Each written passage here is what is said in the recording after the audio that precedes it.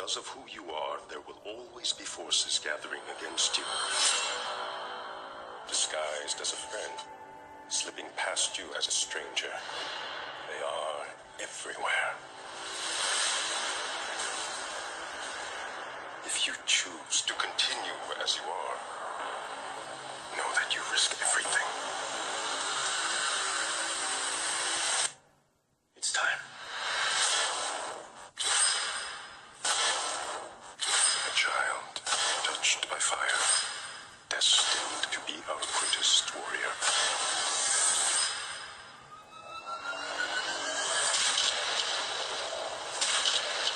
You are a living weapon. Drive all other thoughts out of your mind except this.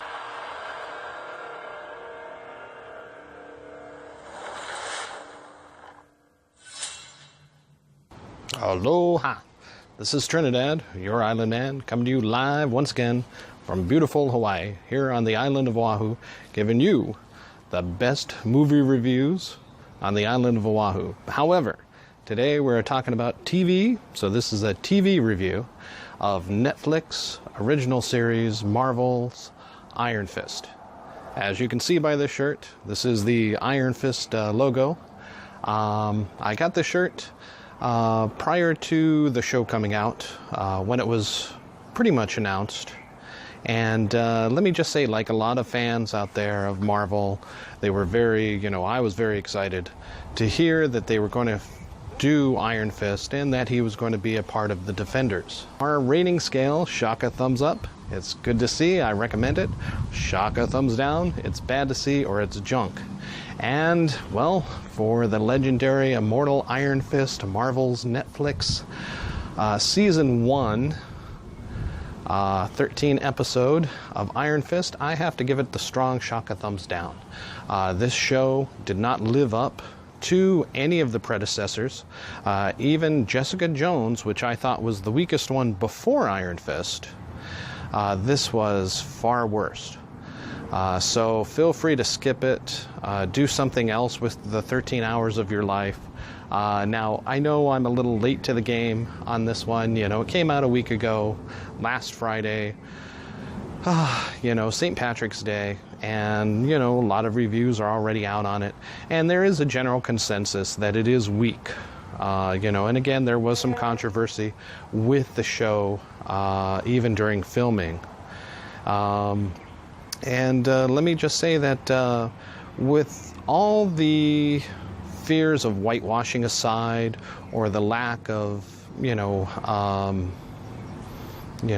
Asian representation in a lead role, this film fails on the significant duty of Iron Fist being the legendary weapon of Kowloon, legendary defender of Kowloon.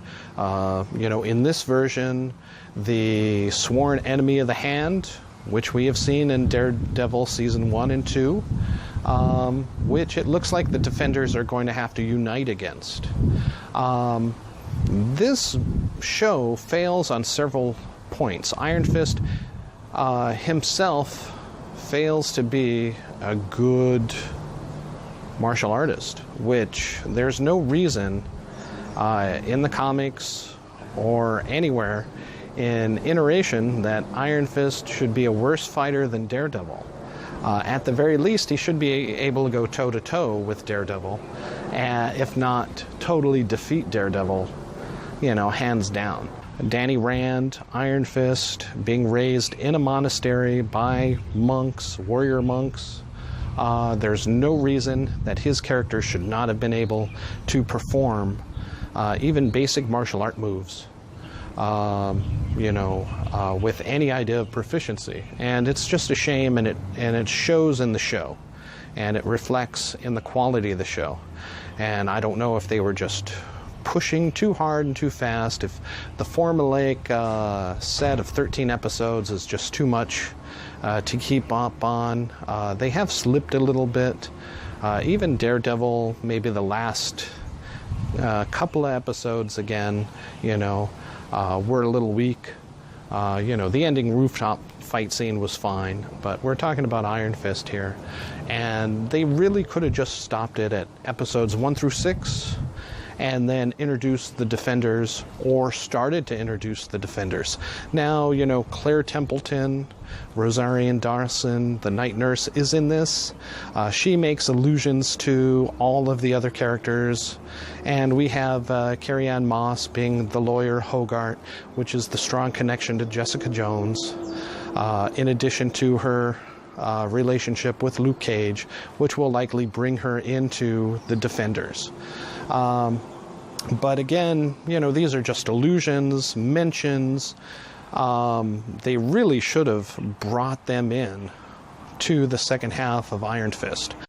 And worst of all, everything that season 1 and 2 of Daredevil set up for the Hand, that made the Hand so interesting with Madame Gao, that they're on the top of the game, kicking butt left and right. Iron Fist displays them as a bunch of yahoos. They don't know what they're doing. There's a division in the ranks between different factions of the Hand, and it's just something that you didn't see in Daredevil. And leading up to the Defenders, where, oh my goodness, these guys just have everything together. They're all way ahead of the curve. What can our heroes do to stop them? Well, just watch Iron Fist, and you don't have to worry about the Hand. They're a bunch of yahoos. They don't know what they're doing. It's ridiculous. So that, and the lack of the martial arts. So the storyline, the lack of the physicality and the martial arts, the choreography stinks. I mean, some of the extras are good. Danny Rand's girlfriend, Colleen Wing, is pretty good in martial arts. She would have made a much better Iron Fist. There's a moment in the show where Danny Rand uses the Iron Fist, which is outside of the traditional comic books, to heal her. And he's severely weakened. He loses his chi, and he passes out. Well, that could have been a good point for them to maybe course correct and say, okay, he dies. And in doing so, she is empowered with the force of the Iron Fist. That would have been a bold move. That would have been a bold statement. That would have answered a lot of, fears that a lot of the viewers would have had hearing about this. It would have taken care of any of the Asian, controversy in it. And it would have put diversity up front with both a woman, another woman, Jessica Jones being the other, and also an Asian woman. But they failed to do this. So yeah, strong shock and thumbs down for Iron Fist. Feel free to skip it. Don't worry about it. Hopefully, he doesn't ruin the Defenders too bad. All right, thank you. This is Trinidad, your Island Man, coming to you live once again from Oahu, giving you, this time around, some of the best TV reviews on the island of Oahu. Aloha.